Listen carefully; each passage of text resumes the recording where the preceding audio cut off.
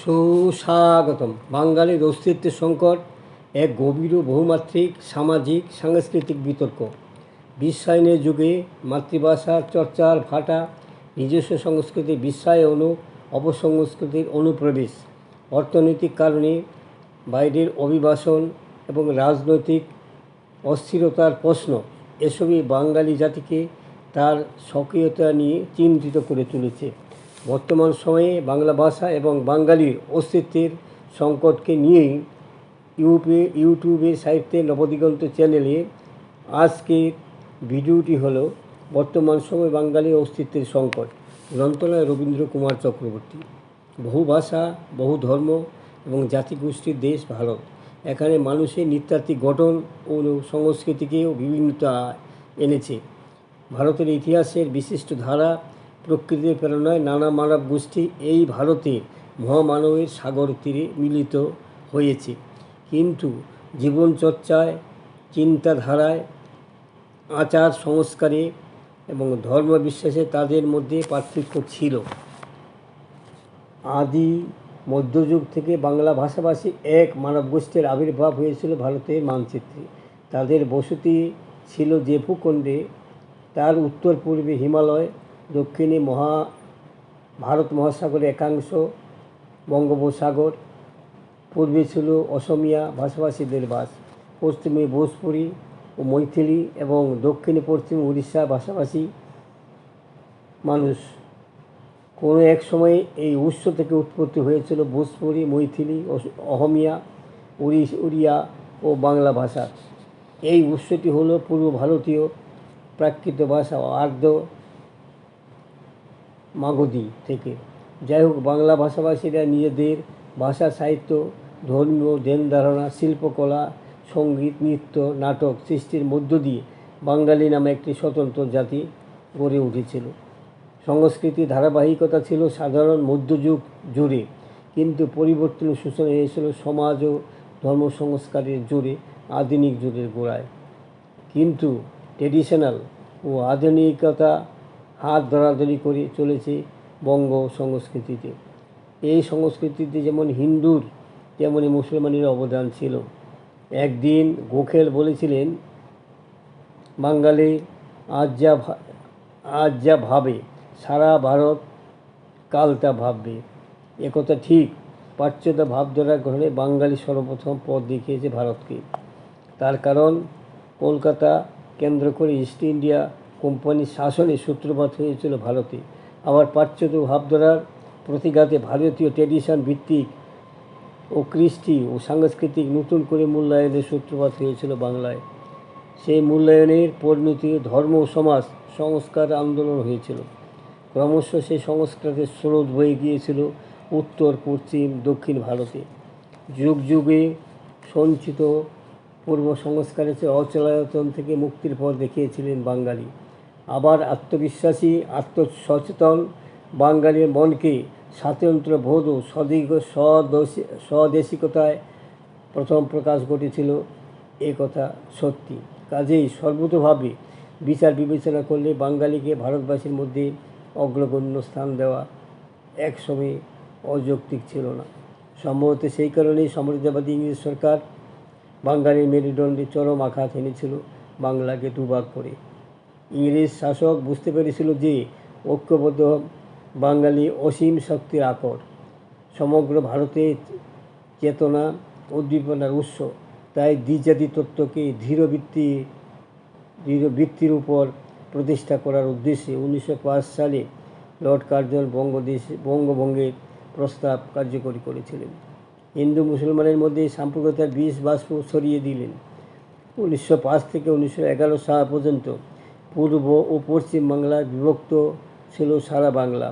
সেদিন বাঙালির অস্তিত্বের সংকট দিয়েছিল সর্বপ্রথম পূর্ব পশ্চিম বাংলার সকল অধিবাসী বাঙালি। অথচ প্রশাসনিক সুবিধার দোহাই দিয়ে দুই বাংলাকে আলাদা করে ফেলা হয়েছিল। পূর্ব বাংলাকে যুক্ত করে আসামের সঙ্গে আর পশ্চিম বাংলাকে বিহার ও উড়িষ্যার সঙ্গে। মুসলমান বাঙালির বন্ধুর ছদ্মবেশে সাম্রাজ্যবাদী শাসক তাদের জাতীয়তাবাদের মূল স্রোত থেকে সরিয়ে দূরে নিয়ে যেতে চেয়েছিলেন। সর্বাংশে সফল না হলেও বিদেশি শাসক শ্রেণী সাম্প্রদায়িকতার বীজ বপন করতে সমর্থ হয়েছিলেন। বাঙালি তার অস্তিত্বের উপর আঘাত নীরবে মেনে নেয়নি। বঙ্কিমচন্দ্রের বন্দে মাতরম মন্ত্রকে অবলম্বন করে বঙ্গভঙ্গ বিরোধী আন্দোলন শুরু হয়েছিল। আন্দোলনের প্রথম স্তরে ছিল শোভাযাত্রা, প্রতিবাদ সভা, স্বাক্ষর সংগ্রহ, হরতাল, অনশন, অরন্ধন, রাখি বন্ধন। দ্বিতীয় স্তরে বিদেশি পণ্য বর্জন করে স্বদেশি আন্দোলন। স্বদেশি শিল্প গড়ে তোলার প্রাণপণ চেষ্টার কোনো কৌশল ছিল না। তৃতীয় স্তরে ছিল সর্বাত্মক অসহযোগ আন্দোলন, যার লক্ষ্য ছিল স্বরাজ। অসহযোগের আওতায় এসেছিল বিদেশি পণ্য বর্জনের সঙ্গে বিদেশি শিক্ষা, চাকুরি, আইন, আদালত বর্জন। গড়ে তোলা হয়েছিল জাতীয় শিক্ষা ব্যবস্থা, করা হয়েছিল চাকরির পরিবর্তে স্বাধীন ব্যবসার আয়োজন, আর আদালতের পরিবর্তে গ্রাম পঞ্চায়েতে তত্ত্বাবধানে গড়া হয়েছিল সালিসি ব্যবস্থা। বিভিন্ন স্তর অতিক্রম করতে করতে স্বদেশি আন্দোলন ক্রমশ নরম পন্থা থেকে চরম পন্থার দিকে অগ্রসর হয়েছিল। সংবাদপত্রের সম্পাদকীয় স্তম্ভে রবীন্দ্রনাথ, রজনীকান্ত ও মুকুন্দ দাসের এবং গিরিশ ঘোষের নাট্য প্রযোজনা অভিব্যক্ত হয়েছিল বাঙালির তীব্র আবেগ মিশ্রিত স্বদেশিকতা আর স্বদেশি অবশাসনের আপসহীন বিরোধিতা। অরবিন্দের বন্দে মাতরম, ভূপেন্দ্রনাথ দত্তের যুগান্তর, ব্রহ্ম বন্দ্যোপাধ্যায়ের সন্ধ্যা প্রভৃতি পত্রপত্রিকা জনমত গঠনে নেতৃত্ব দিয়েছিল। আন্দোলনে গৃহীত চরমপন্থা ক্রমশ সশস্ত্র বিপ্লবের পথে অগ্রসর হয়েছিল। বিপ্লবীদের কেন্দ্র ছিল গুপ্ত সমিতিগুলি, যেমন অনুশীলন সমিতি। অনুশীলন সমিতির পাঁচশোটি শাখা ছিল। বিদেশি শাসক শ্রেণী বাঙালির স্বদেশী স্বরাজ আন্দোলনের কণ্ঠ রোধ করার জন্য বেপরা হয়ে উঠেছিল। একদিকে যেমন তারা মুসলমান সমাজের সঙ্গে গোপন ষড়যন্ত্রে লিপ্ত হয়েছিল, অন্যদিকে আন্দোলনকারীদের দৈহিক নির্যাতন, কারাদণ্ড, নির্বাসন, মৃত্যুদণ্ড, দ্বীপান্তর প্রভৃতি উপায় বেছে নিয়েছিল। কিন্তু সরকারি অত্যাচারের মাত্রা যত্র বেড়েছিল, স্বদেশী আন্দোলনের তীব্রতা ততই বৃদ্ধি পেয়েছিল। বেত মেরে কি মা ভোলাবি, আমরা কি মার তেমন ছেলে, হবে রক্তারক্তি, ঝরবে ভক্তি, কে পালাবে মা ফেলে। এই ছিল সেদিন স্বদেশভক্ত দামাল ছেলেদের মুখে মুখে গান, যা ফাঁসের মঞ্চে গেয়েছিল তারা জীবনের জয় গান। বঙ্গভঙ্গ একদিন রদ হয়েছিল বটে, কিন্তু পূর্ব ও পশ্চিম বঙ্গ আবার যুক্ত হয়েছিল। কিন্তু সাম্প্রদায়িকতার যে বীজ বপন করা হয়েছিল তা একদিন মহামহিরূপে পরিণত হয়। দেশ জুড়ে দাঙ্গা হাঙ্গামা লেগেছিল, তার তীব্রতা বাড়তে বাড়তে চরম আকার ধারণ করেছিল। বিশ শতাব্দীর 40-এর দশকের শেষ দিকে দ্বিতীয় বিশ্বযুদ্ধ, দুর্ভিক্ষ, দাঙ্গা এবং অবশেষে আবার দেশভাগ বাঙালি চরম সংকটের মুখোমুখি করেছিল। এবার পূর্ব বাংলা হয়ে গেল পূর্ব পাকিস্তান, পশ্চিমবঙ্গ রইল হিন্দুস্তানে। এমনইভাবে ভাগ হলো বাংলা, যে রয়ে গেল কিছু ভূখণ্ড যার অধিকার বিতর্কিত। সেসব ভূমি পূর্ব পাকিস্তানের না হিন্দুস্তানে কে বলতে পারে।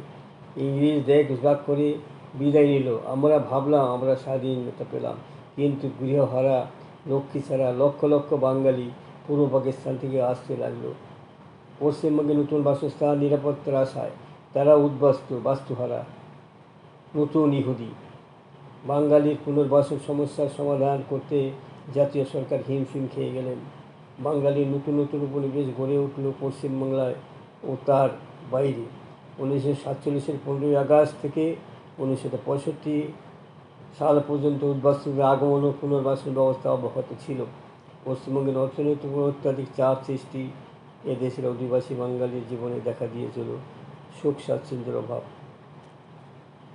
হিন্দু মুসলমানের বিভেদ নীতিতে আশ্রয় করে বিজাতি তত্ত্বকে ভিত্তি করে একদিন পূর্ব বাংলা হয়েছিল পূর্ব পাকিস্তান। কিন্তু 1971 সালে মিথ্যা প্রচারিত হলো দ্বিজাতি তত্ত্ব। বাংলা ভাষায় এর আন্দোলন রূপান্তর নিল পূর্ব পাকিস্তানের মুক্তি আন্দোলনে, জন্ম নিল নতুন রাষ্ট্র বাংলাদেশ গঠিত হলো। বাঙালি তার একেবারে প্রমাণ করতে পারল না যে তার অস্তিত্ব টিকে থাকবে ভাষা, সাহিত্য, শিল্পকলার মধ্য দিয়ে। এপার বাংলার সঙ্গে ওপার বাংলার নৈকট্য স্থাপিত হলো সংস্কৃতির সম্পর্কের মাধ্যমে। 1971 সালের পর থেকে বাঙালি বুঝতে শুরু করলো যে তার অস্তিত্বের প্রকৃতি ভৌগোলিক ও রাষ্ট্রীয় নয়, সাংস্কৃতিক। তাই নিখিলবঙ্গ সাহিত্য সম্মেলন অনুষ্ঠিত হয়েছে পশ্চিমবঙ্গের বাইরে, ভারতের নানা স্থানে।